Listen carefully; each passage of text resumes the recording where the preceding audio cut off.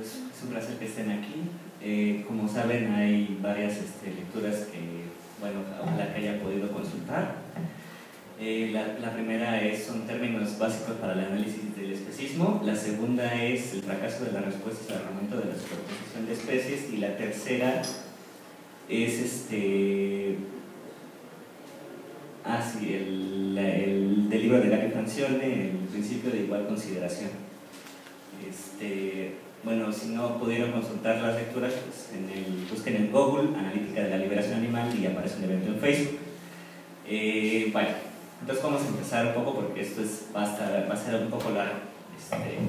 Bueno, lo que vamos a ver ahora es especismo y antropocentrismo.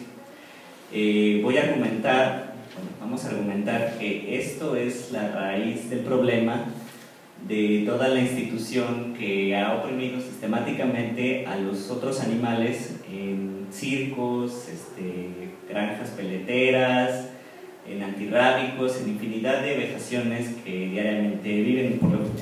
Son aproximadamente 60.000 millones de otros animales que son asesinados al año por el ser humano. Entonces, vamos a ver cómo especismo y antropocentrismo son la raíz del problema, de este problema. Bueno, no pudimos poner un video porque estamos algo cortos de tiempo, pero en fin, entonces lo que vamos a ver es unas aclaraciones terminológicas. Después vamos a ver unas nociones conceptuales, las nociones de especismo, antropocentrismo moral y misotería. Y después vamos a ver dos argumentos a favor de los otros animales. Esto es lo que vamos a ver en toda la presentación.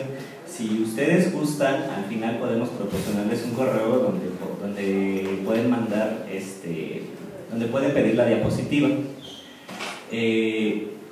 Bueno, en las aclaraciones terminológicas nos vamos a referir a los animales, a los animales de las otras especies como animales no humanos o bien como los otros animales. Consideramos que esto es necesario para evitar todo tipo de ambigüedades. Cuando se habla de humanos y de animales como dos conjuntos separados, es como si se hablara de manzanas y de frutas como dos conjuntos separados. Es una ambigüedad. Entonces, para que no les suene extraño. Entonces, lo que vamos a ver es lo siguiente. Las nociones conceptuales de especismo nos va a llevar a una posición especista simple y después a una posición especista combinada que puede dar consideración moral o no. El antropocentrismo nos va a llevar al antropocentrismo moral. Vamos a ver argumentos antropocéntricos que tienen características que solamente son humanas, argumentos antropocentristas, es decir, características que no solamente son humanas sino que son favorables al especismo, al antropocentrismo. Entonces, dado ese es el mapa conceptual para que lo tengan, digamos, presente, la noción de especismo, la noción formal de especismo es la discriminación o trato desventajoso e injustificado de aquellos que no son miembros de una cierta especie o especies, o en pocas palabras es el favorecimiento injustificado de aquellos que pertenecen a una cierta especie o otras especies. Y esto lo afirma Oscar Horta en el texto que está en el evento que ya les habíamos comentado. Por ejemplo, para eso están los animales. ¿A quién le importa si el toro sufre? ¿No ves el trasfondo artístico? A mí solo me importan los perros. Debemos respetar solo a los animales no humanos que conviven con nosotros, como los perros, gatos o caballos. Los animales no sienten, solo los humanos. No deberías decirme si pegarle a mi perro o no, él es mi propiedad. Y para que quede un poco más clara esta noción de especismo, vamos a hacer analogías con otro tipo de discriminación. El racismo, por ejemplo, apela a una característica física. Los negros son una raza inferiormente cognitiva. Odio compartir el asiento con un indígena o un indio, ellos deberían ir aparte. O el sexismo, las mujeres son como las leyes, están hechas para violarlas, que es una frase que ha sido últimamente comentada en redes sociales. Pero bueno, otro ejemplo es: por ser mujer debes esperar a que te mantenga un hombre y cuidar a sus hijos. O la xenofobia, o de los hondureños son tan sucios, o estos migrantes solo vienen a robar y quitarnos las oportunidades a los mexicanos. En fin, ese tipo de analogías sirve para entender, digamos, de forma más clara el concepto de especismo. Y bueno, es una imagen mental Racismo, sexismo, especismo, ambos todos son discriminados en base a una cierta característica física. En el caso del especismo, pertenecer a una especie o a especies diferentes. Lo que vamos a ver ahora son distinciones entre posiciones especistas. Bien, hay posiciones especistas simples que van a dar un legítimo trato desventajoso a quien pertenece a otra especie, y una posición especista combinada, que en la interacción a la condición de distintos criterios especistas. Bien, una posición especista simple.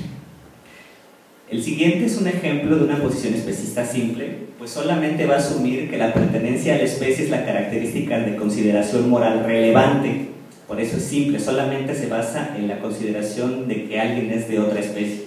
Por ejemplo, los animales están para servir al hombre. Así han sido siempre las cosas, y negarlo sería antinatural, porque lo natural es que los animales sirvan al hombre. En fin, una posición especista combinada. Puede haber posiciones que asuman un criterio especista combinándolo con otros tipos de aseveraciones, y que terminen dando por alguna clase de consideración moral a los discriminados. Por ejemplo, la teoría de los deberes indirectos de Kant. Esto se arguye muy frecuentemente cuando nos preguntamos la ley si deberíamos darle algún tipo de derechos a los otros animales, y decimos, bueno, esto debería ser en virtud de que, siendo crueles con los otros animales, pues se es cruel con los seres humanos, y pues no deberíamos ser crueles con los seres humanos, por lo tanto no deberíamos ser crueles con los otros animales. Kant dice, por ejemplo, que no tenemos ningún deber para con ellos de modo inmediato, sino que son deberes indirectos para con la humanidad.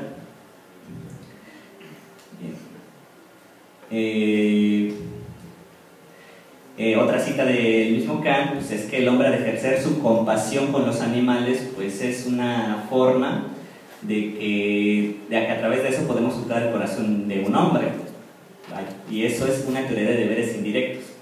Como resultado de esta teoría de deberes indirectos de Kant, se hace una posición especista combinada. Es decir, hay por lo menos una noción especista, es decir, una discriminación o trato desventajoso injustificado de aquellos que no son miembros de una cierta especie o especies, junto con otras presuposiciones. En ese caso ya se las había comentado, que ser crueles con los animales humanos nos llevará a ser crueles con nuestro prójimo, y no debemos ser crueles con nuestro prójimo, ergo no debemos ser crueles con los otros animales. Bien, en una posición especista, en tal caso, la posición resultante será una consideración reducida de los discriminados, que será el resultado de la interacción entre los distintos criterios que se estén abordando en juego. Así pues, una posición especista combinada va a ser, digamos, la suma entre una posición especista simple, es decir, aquella que solamente se basa en la especie, y otras suposiciones. Bien, ahora la noción de antropocentrismo. Por antropocentrismo se va a entender la posición que da centralidad a los seres humanos. Un ejemplo de esto es el antropocentrismo epistémico. Se dice, por ejemplo, que no hay otra forma de conocer más que a través de los ojos humanos o del cerebro humano. En ese sentido, pues lo único que podemos conocer es lo que pueden conocer los humanos. Eso es un antropocentrismo epistémico. Pero el antropocentrismo moral va a decir que la asignación de centralidad a la satisfacción de los intereses humanos es lo moralmente relevante. Es decir, el único criterio de diferenciación moral es la pertenencia a la especie humana. Por eso es antropocentrismo moral. Y aquí una imagen de cómo, digamos, podría entenderse de alguna manera el antropocentrismo moral. Ahora bien, hay que aclarar algo bien importante: la misotería. La misotería es el odio a los animales no humanos, o la intolerancia hacia los animales no humanos. La imagen no representa un ejemplo de odio a los animales no humanos, sino más bien de personas que tienen, digamos, una posición, que tienen un oficio especista. En este caso, los cirqueros someten a cautiverio a los individuos que utilizan para el espectáculo, y no se dice que los odien, sino al contrario. En la imagen, por ejemplo, se ve muy claro, dice: el circo ama a los animales. O sea, la misotería no se trata, es solamente el odio hacia los animales no humanos. Pero esto no es el problema, no se trata del odio hacia los animales no humanos, sino se trata de la ideología que no los odia, pero perpetúa su opresión o su esclavitud. Es decir, se trata de especismo y antropocentrismo moral. Hay personas que mantienen posiciones especistas o antropocentristas morales y que no odian a los animales no humanos, sino al contrario, incluso se dicen quererlos. Entonces, hay que tener presente el concepto de misotería en este caso y ver que no tiene, digamos, no es el fondo del problema. Entonces, regresemos ahora a la noción de antropocentrismo moral. Unos ejemplos de antropocentrismo moral son los siguientes. Los humanos somos los únicos que construimos herramientas, luego somos los únicos que debemos ser respetados. Los humanos creamos la moral, luego somos los únicos que pueden estar dentro de ella. El arte es una creación humana y como tal es superior a cualquier sufrimiento de otros animales. Los humanos somos los únicos que poseemos autonomía, racionalidad, libre arbitrio y por lo tanto somos los únicos, que deben ser considerados moralmente. Esos son ejemplos de antropocentrismo moral que asignan centralidad a la satisfacción de intereses humanos. Entonces ahora vamos a ver dos distinciones dentro del antropocentrismo moral, antropocéntrico y antropocentrista. Antropocéntrico vamos a entender aquello que es relativo al antropocentrismo, y por antropocentrista vamos a entender algo que es partidario del antropocentrismo moral. Así pues, el término antropocéntrico denota de manera general aquello que es relativo al antropocentrismo. Y esto, pues bueno, lo afirma Oscar Horta. Por antropocentrista, en cambio, se debe entender que es partidario favorable del antropocentrismo. ¿Y por qué hacer esas distinciones? Bueno, porque como resultado podemos tener argumentos antropocentristas que no son antropocéntricos. Por ejemplo, supongamos que Lucho defiende que los únicos animales que poseen sentido de la muerte son los humanos, y por eso Lucho dice que matar humanos está mal en ese sentido. Para Lucho matar a otros animales es indiferente porque carecen del sentido de la muerte. Pero resulta que hay muchos otros animales que sí tienen sentido de la muerte, como los elefantes o los chimpancés, ¿no? Por ejemplo, ahí tienen una noticia. Y se sigue que el argumento de Lucho no es antropocéntrico, pues no solamente incumbe a los humanos, sino que es antropocentrista, es decir, que es con ánimo de darle preferencia a los intereses de los humanos. Muy bien. Otros ejemplos de antropocentrismo moral son, pues, que debemos respetar solo a los chimpancés, orangutanes, gorilas y bonobos, porque después de todo son las únicas especies que tienen características cognitivas parecidas a las humanas. Otro ejemplo es que no importa que mates a la gallina, ya no tienen capacidades cognitivas complejas, no puede restar o sumar, los humanos sí podemos hacerlo, y por eso somos los únicos que debemos ser respetados. Otro ejemplo es que no tiene sentido que defiendas la vida de los peces, a ellos no les interesa nada su propia vida, después de todo tienen memoria de un segundo. Entonces, conforme al antropocentrismo moral, se está justificado tratar de modo desfavorable a los animales no humanos frente a los seres humanos. Y esta idea se mantiene indicando que hay ciertas capacidades o relaciones defendidas como moralmente relevantes que solamente tendrían los humanos. Así pues, el antropocentrismo moral, una premisa del antropocentrismo moral sería la siguiente: el criterio A. Se está justificado tratar de modo desfavorable a aquellos que no satisfacen el criterio C, entiéndase C como de criterio, siéndose satisfecho solo por los seres humanos y por cada uno de ellos. Entonces veamos diferentes maneras de defender la premisa del antropocentrismo moral. El criterio C puede denotar capacidades cognitivas o lingüísticas, por ejemplo, la posibilidad de tener deberes u otras capacidades vinculadas a estas, o bien el hecho de tener vínculos emocionales con los agentes morales o con los demás seres humanos, o bien el hecho de encontrarse en una situación en la que otros humanos tienen poder sobre estos, los otros animales, o de interactuar habitualmente con estos, o en general de encontrarse en una relación privilegiada a los seres humanos. Entonces, veamos un esquema.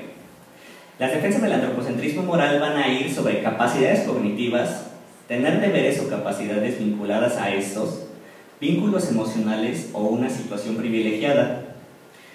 Por ejemplo, en las capacidades cognitivas, digamos que Juan con facilidad resuelve operaciones de cálculo diferencial y en razón a ello se considera más valioso que su tortuga, que parece indiferente ante el mundo matemático.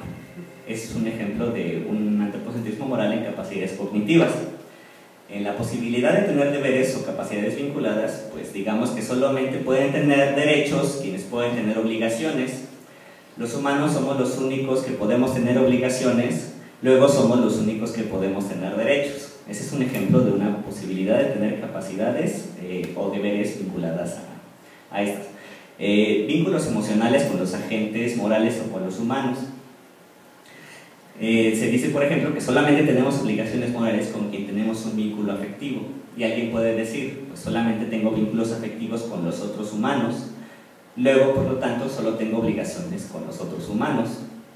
O bien en una situación de privilegiada de los seres humanos frente a los otros animales.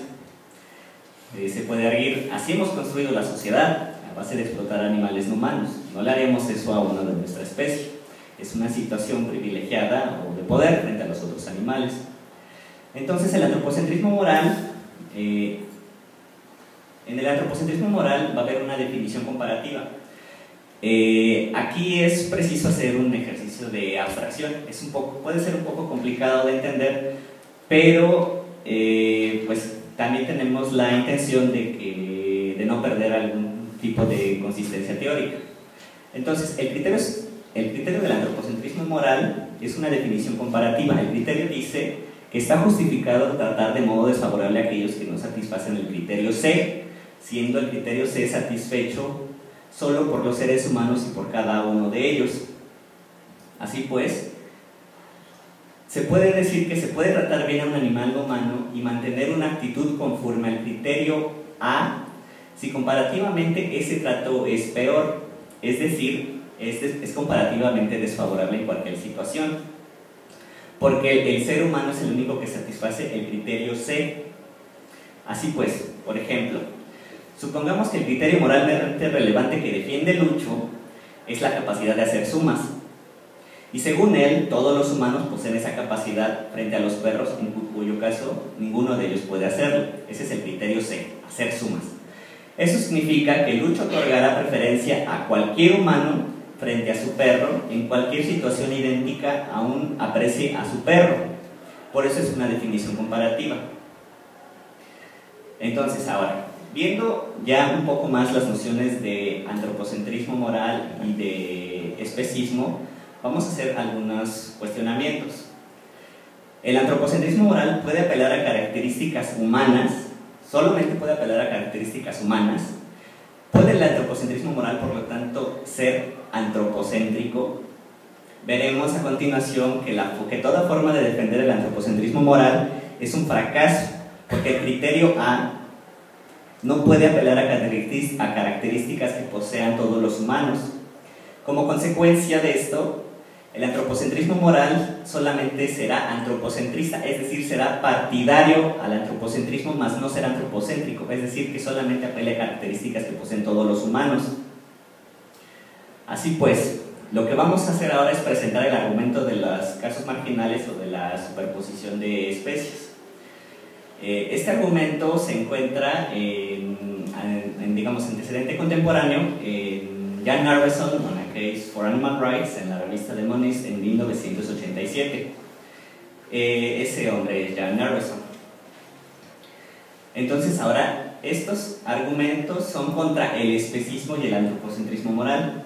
A partir de las nociones establecidas, veremos entonces el argumento de la superposición de especies, o tradicionalmente denominado el argumento de los casos marginales. Veremos por qué esta última terminología es errónea. Veremos dos formulaciones de este argumento, una débil y una fuerte. La primera formulación que veremos pertenece a Oscar Horta y la segunda formulación pertenece a Julia Tanner. Entonces, el argumento de la superposición de especies dice lo siguiente.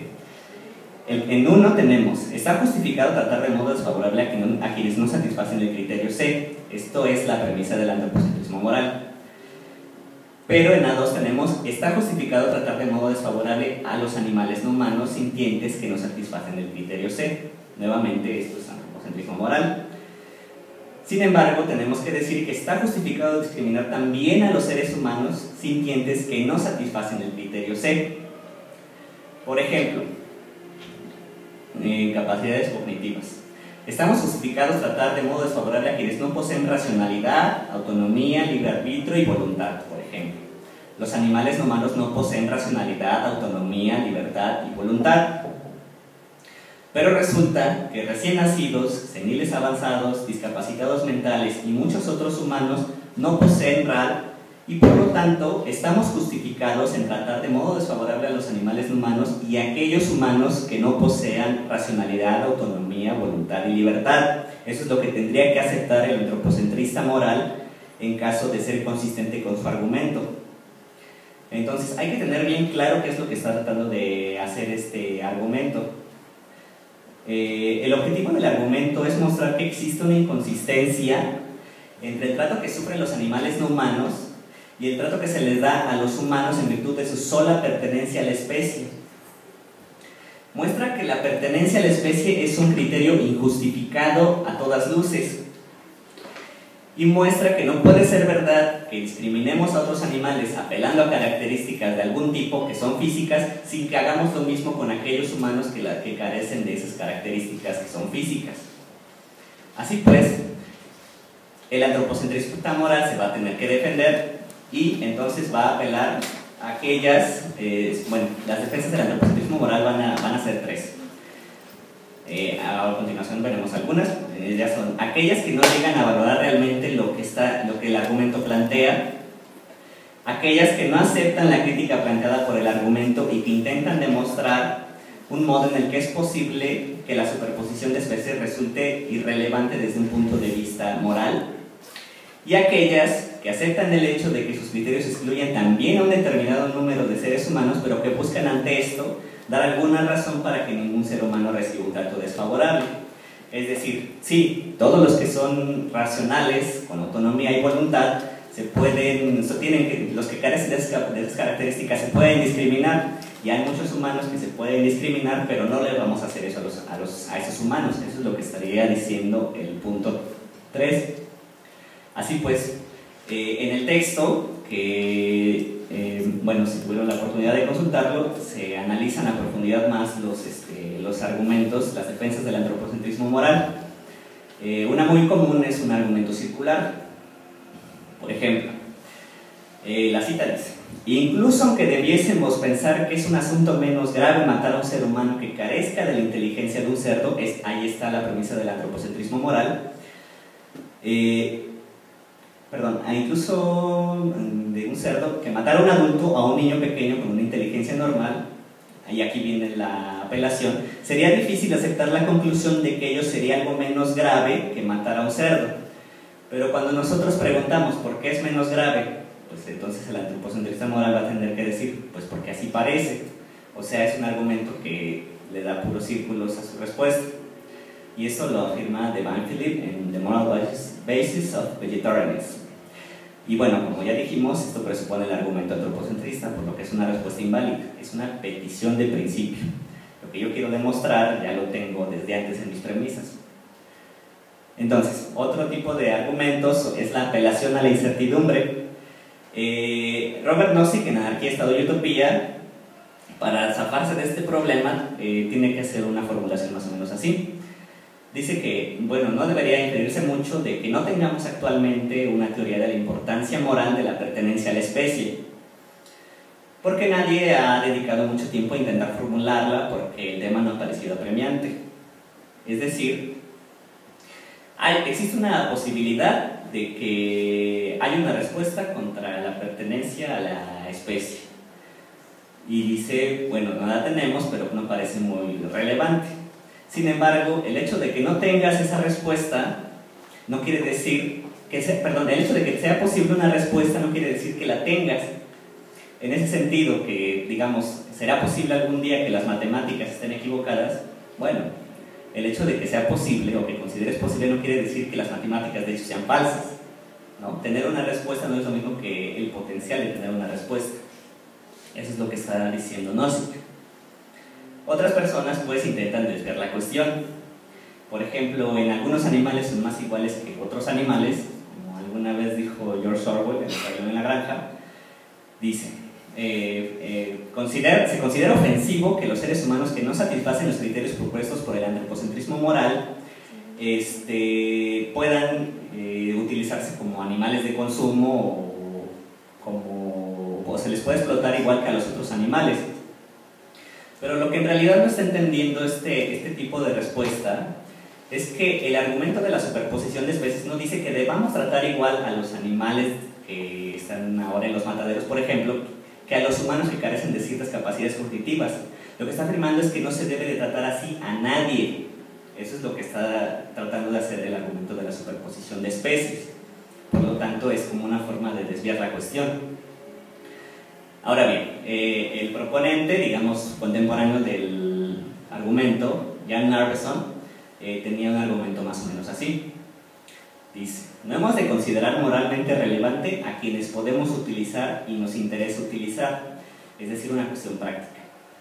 Podemos utilizar a los seres humanos y a los animales no humanos que carecen de la característica C, la que defiende el antropocentrista moral. Por lo tanto, tenemos un interés en usar a los animales no humanos, no sé, digamos en experimentos biomédicos, pero no tenemos un interés en usar a los seres humanos que carecen de cierta característica, bueno, ahí era C, perdón. Y por lo tanto no hemos de considerar moralmente a los animales no humanos, pero sí a los seres humanos, es decir, apela a una cuestión práctica. Una respuesta la respuesta contundente a la razón es que en realidad apelar a una cuestión práctica sería objetivo y en discreción de quien quisiera utilizar a alguien a su antojo, y sí podría interesarle utilizar tanto humanos como a otros animales. De hecho, muchas personas afirman que sería más factible utilizar a humanos que ratones para construir modelos en investigaciones biomédicas. Y esto nos recuerda a los experimentos realizados en la Alemania nazi con seres humanos contra su voluntad. Si recuerdan a ese personaje, a Joseph Mengele, el ángel de la muerte, que hacía experimentos con gemelos o que inducía hipotermia en judíos, por ejemplo. Según Arveson, él estaría bien o estaría apelando a una cuestión si quisiera utilizar a otros humanos. Y bueno, una apelación a potencialidad.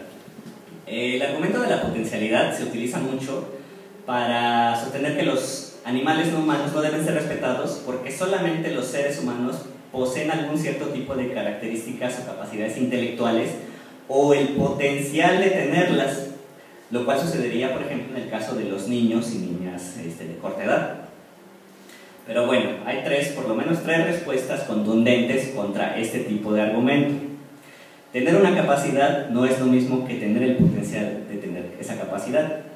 Así pues, tener el potencial de hablar coreano no es lo mismo que hablarlo. Si aceptamos este argumento, vamos a decir que como todos los que estamos aquí tenemos el potencial de hablar coreano o algún dialecto antiguo, pues entonces sería lo mismo que si nos hablaran en ese dialecto que si no nos hablaran en ese dialecto. Por lo tanto, ahorita si alguien viniera aquí a hablarnos en coreano, tendríamos que entenderle de acuerdo con el argumento de la potencialidad.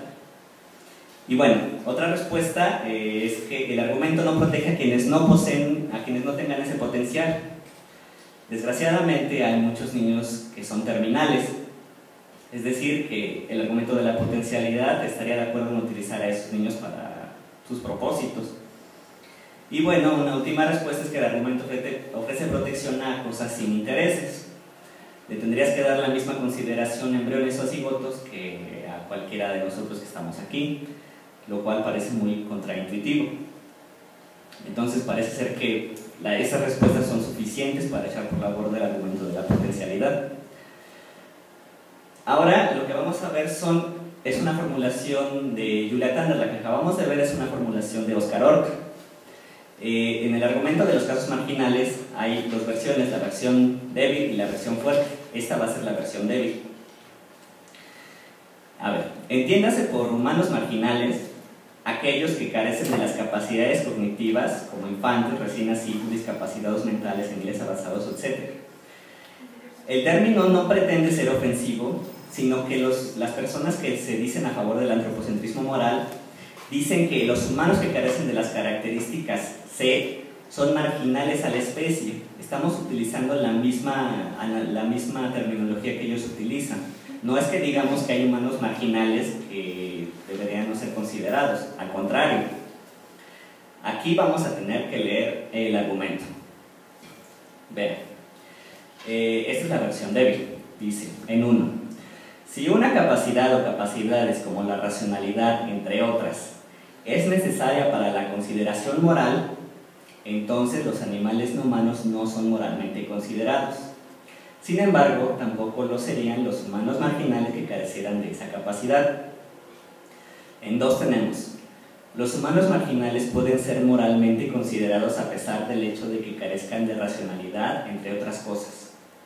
Y en 3 tenemos, si los humanos marginales son moralmente considerados, no hay capacidad de la que carezcan que sea necesaria, pueden omitir el paréntesis, para la consideración moral.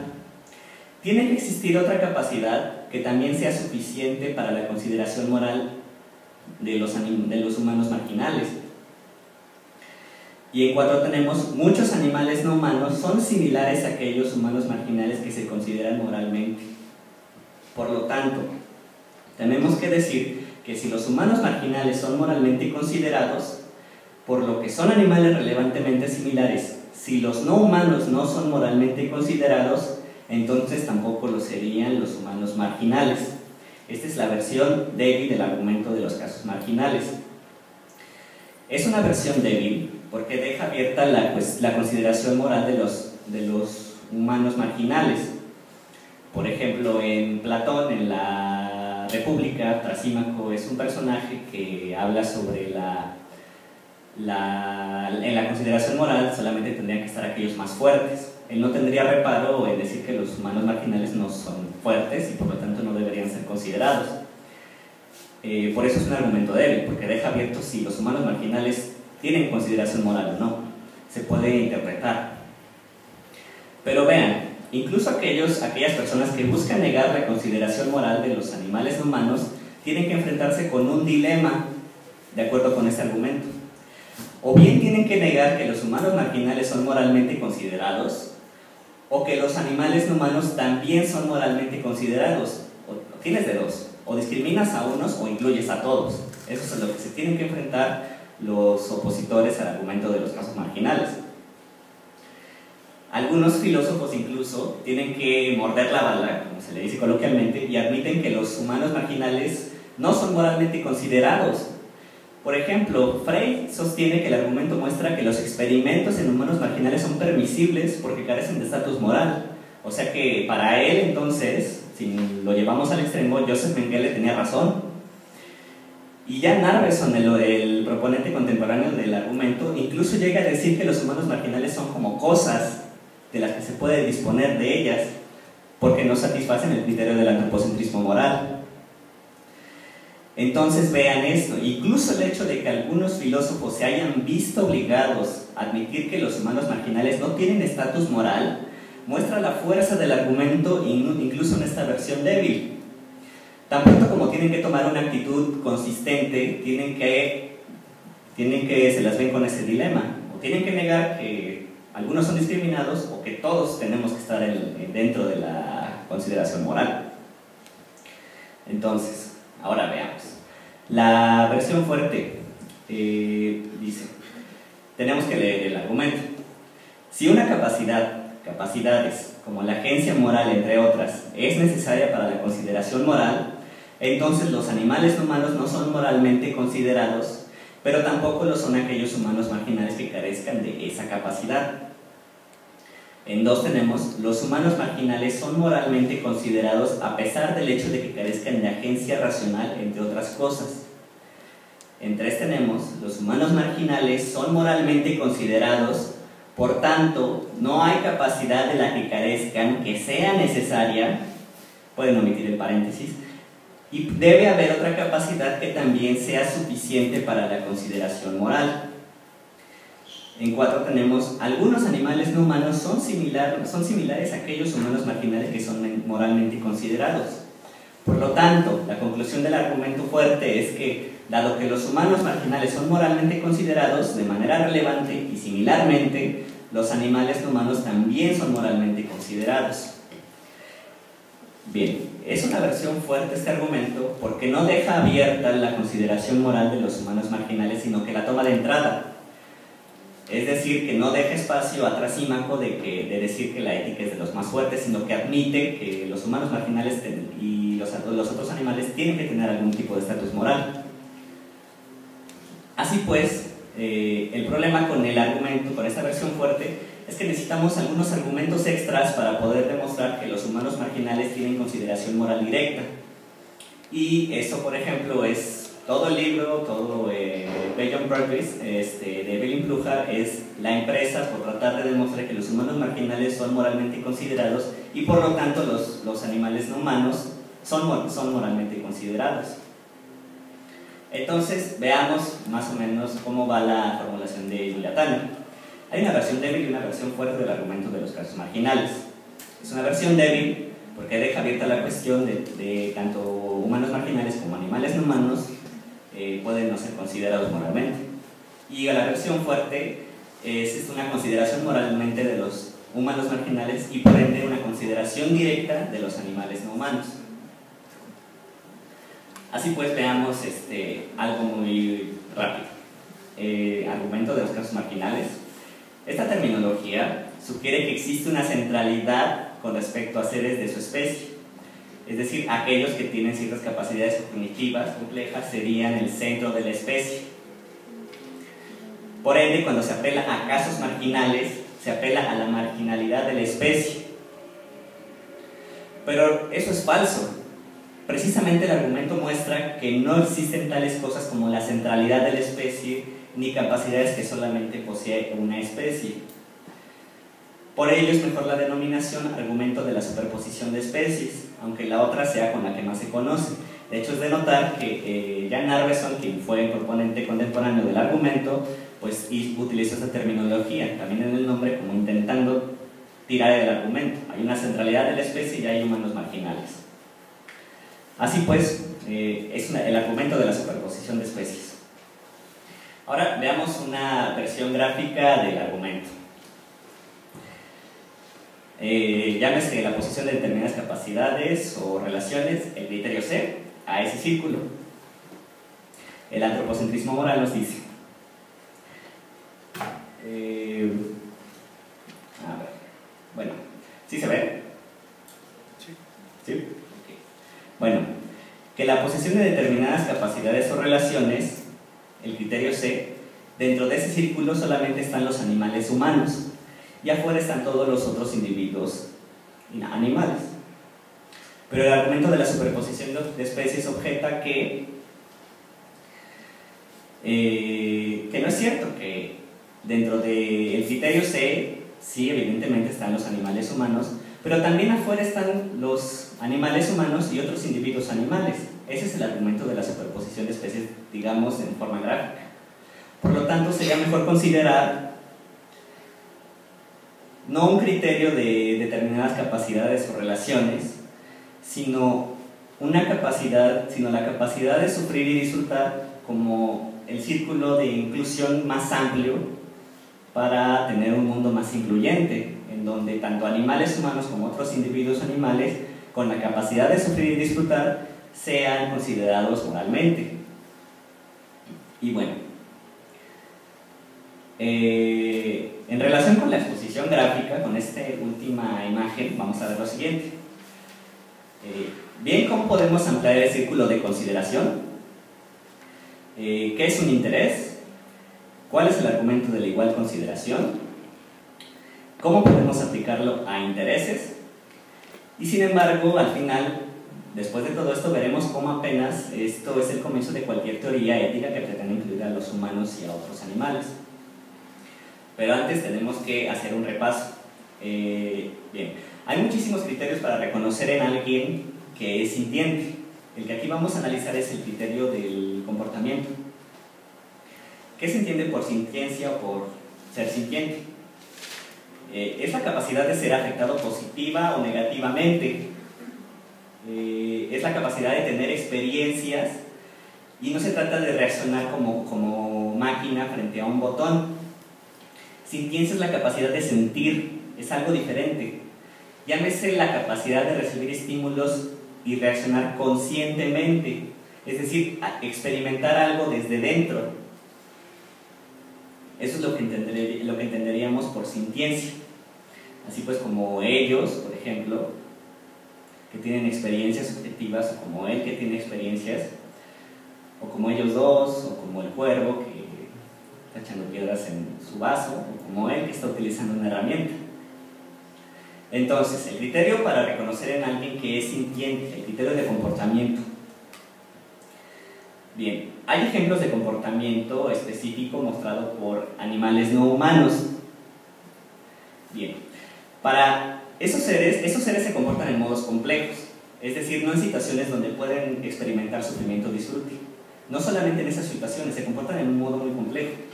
El comportamiento de un animal no humano puede llevarnos a entender que él es sintiente incluso si no muestra signos de sufrimiento o disfrute. Esto lo defendemos a partir de Bernard Rolling, en ese libro que está ahí en la bibliografía. Y bueno, como ellos, por ejemplo, o ellos dos, o él. Entonces, unas consideraciones evolutivas del comportamiento. La forma en la que otros animales consiguen mantenerse vivos desde una perspectiva evolucionista es como su comportamiento en ciertos modos. Aquellos individuos que buscan evitar aquello que amenaza su vida y que buscan aquello que la promueve, es como de hecho la forma en que sobreviven los otros animales e incluso nosotros. La tesis de la conciencia en este sentido proporciona una amplia gama de posibilidades para sobrevivir y para aquellos animales humanos que poseen, digamos, el material genético como para percibir su entorno.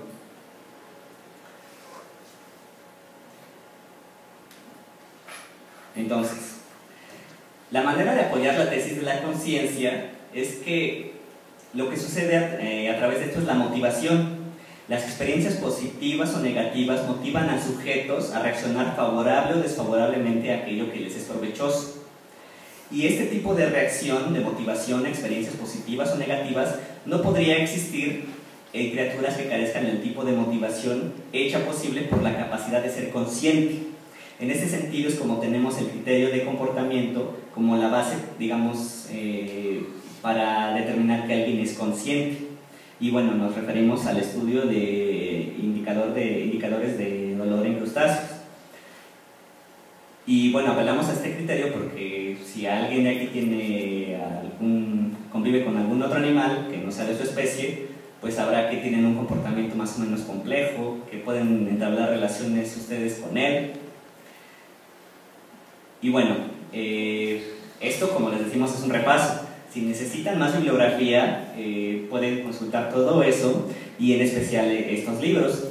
El de Dawkins, A través de sus ojos solamente, La búsqueda por la conciencia animal, y David de Gracia, Tomar a los animales en serio, su vida mental y su estatus moral. Como les dijimos, pueden al final pedir la diapositiva vía correo, así que no se preocupen si no pueden anotar rápido. Información adicional de la sintiencia en los otros animales. Bueno, directrices para el reconocimiento del valor y el dolor animal. No sé, aquí dice una fuente de referencia para el reconocimiento y alivio del dolor y angustia en los animales.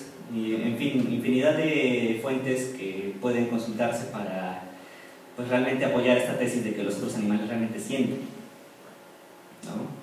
Parece muy extraño que alguien quiera negar que él se la está pasando realmente muy mal. Bueno, entonces, el argumento de la igual consideración, ya después de que terminamos nuestro repaso de la sintiencia. Vamos a ver qué es un interés. Bien, un esquema rápido.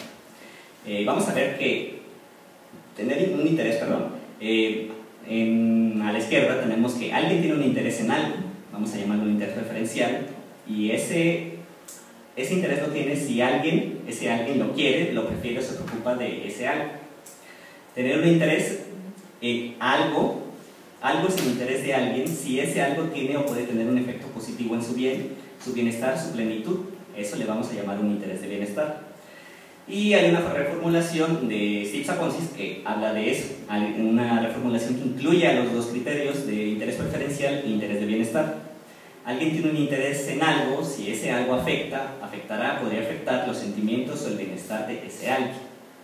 Bien, son distinciones, digamos, en cierto modo analíticas, es decir, a través del lenguaje.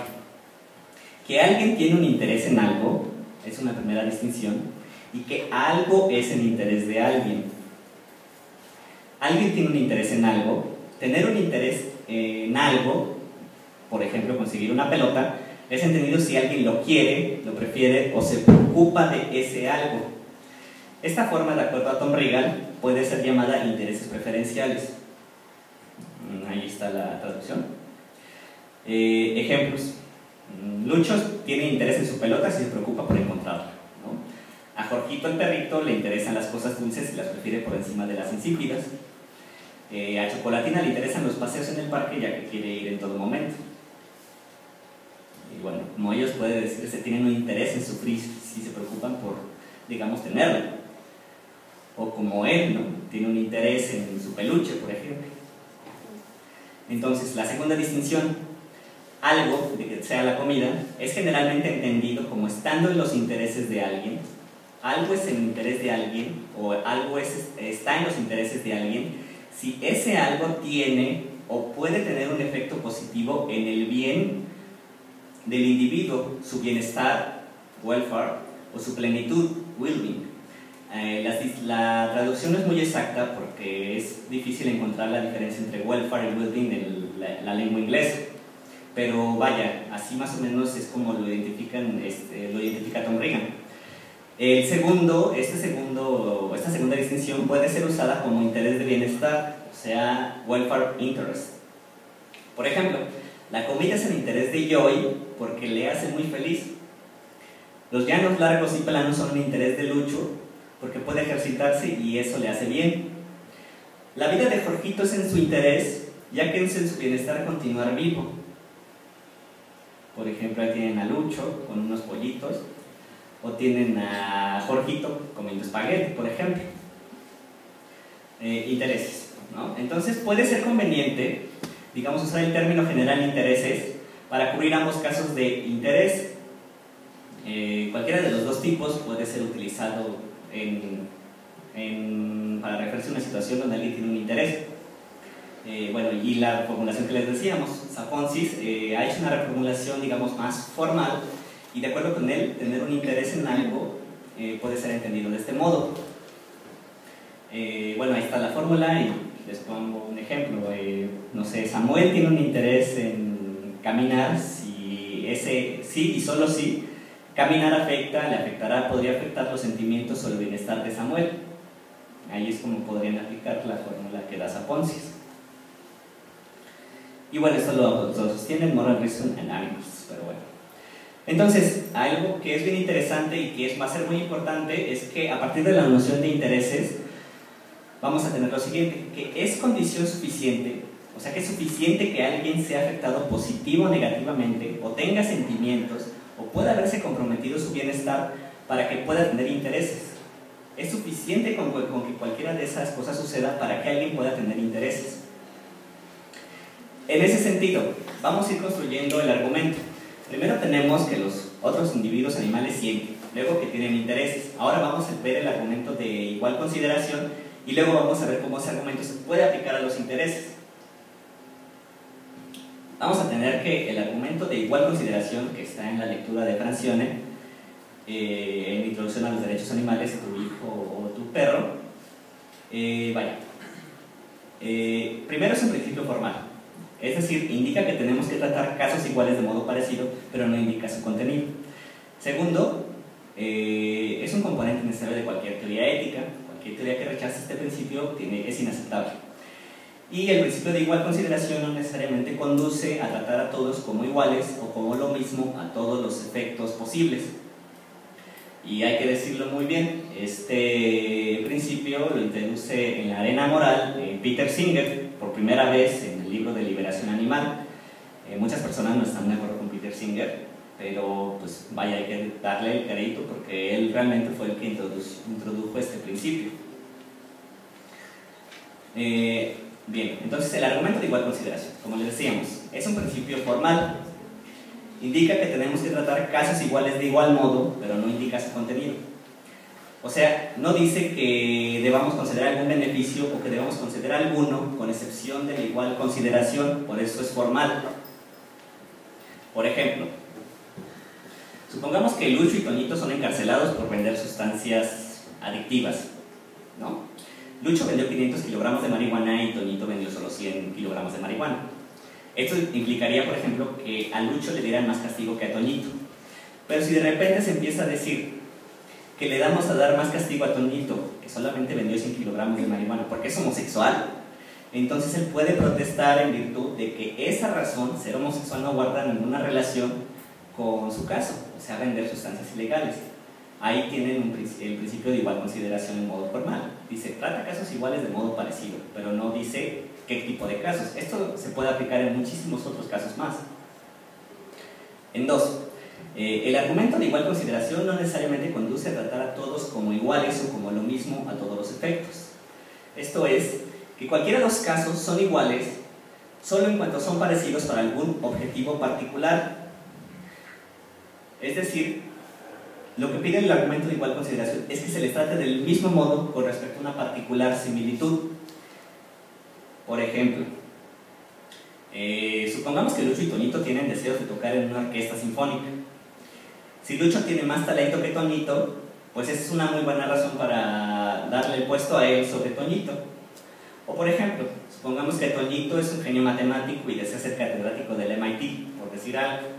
Y si Lucho también lo desea, pero Lucho tiene problemas con las restas, pues entonces eso es una buena razón para darle el puesto a Toñito en el MIT y a Lucho, si quiere, un puesto en la primaria, por decir algo. Entonces, lo que dice el principio de igual consideración es que no nos conduce a tratarnos como igual. O sea, si los dos tienen interés en dar clases de matemáticas, no necesariamente van a tener que darles a los dos el mismo puesto. Uno puede ser un genio matemático y el otro puede no saber nada, por decir algo. Entonces, otra característica del principio de igual consideración es que es un componente necesario de cualquier teoría ética. Cualquier teoría ética que rechace este principio es inaceptable. Por ejemplo, David de Gracia argumenta que este principio se encuentra en teorías como la de John Rawls, en A Theory of Justice, Robert Nozick, Anarquía, Estado y Utopía, Jeremy Bentham, Principios de la Moral y la Legislación, etc. Es decir, en cualquier teoría ética que ustedes encuentren, se van a encontrar con este principio de tratar casos iguales de modo parecido. Por ejemplo, veamos cómo incluso se puede aplicar en dos teorías que son totalmente opuestas. Por ejemplo, supongamos que Lucho sostiene que a cualquier mujer debería concederse el aborto legalmente. Y supongamos que Toñito sostiene lo contrario, es decir, a ninguna mujer debería concederse el aborto legalmente. Son dos posturas totalmente opuestas. Ambos tratan casos iguales de modo parecido. Lucho tiene que decir que a todas las mujeres, es decir, si alguien es mujer, pues entonces le dan el aborto si está embarazada y lo quiere de ese modo. Y el otro, a ninguna mujer. Una mujer está embarazada, no le doy el aborto. O sea, es decir, caso igual de modo parecido. Si por ejemplo Toñito empezara a decir que debería concederse el aborto solamente a las mujeres que son blancas, pues entonces las mujeres que se ven discriminadas tendrían a bien protestar porque eso no tiene ninguna similitud con su caso, es decir, están embarazadas y querer terminar el proceso de gestación. Entonces, ahora vamos a ver cómo el argumento de igual consideración puede ser aplicado a los intereses que tenemos todos los animales. Bueno, tenemos en primer lugar el principio de igual consideración, ¿no? Lo acabamos de ver, tiene tres tipos de cláusulas. Y tenemos que aquellos individuos que son afectados positivo o negativamente tienen sentimientos y puede verse comprometido su bienestar, es decir, tienen intereses en no sufrir, en desarrollar sus capacidades, tienen interés en su vida, en tener relaciones significativas con alguno de su especie, si así lo quieren, es tener un interés. Entonces, si aplicamos el principio de igual consideración a los intereses, tenemos que los intereses de todos los individuos deben ser sopesados ecuánimemente. Es decir, no hay relevancia entre el racismo, el sexismo, la xenofobia o el especismo. Los intereses que tiene cada uno de los individuos deben ser sopesados ecuánimemente según sea el caso. Así, por ejemplo, si un perro tiene ganas de comer y un humano recién nacido tiene ganas de comer, los dos tienen un interés, digamos, similar. Entonces hay que tratarles ese interés de modo similar. En ese sentido es como se dice que el argumento es igual consideración aplicado a intereses. Regresemos a la imagen. La capacidad de sufrir y disfrutar. Los intereses de todos entonces contarían por igual sin importar su raza, género o especie, ya sean animales humanos o animales de otras especies. Y en relación con esto, pues tendríamos que no sería justo el racismo, por ejemplo, ni el especismo, ni tampoco la xenofobia.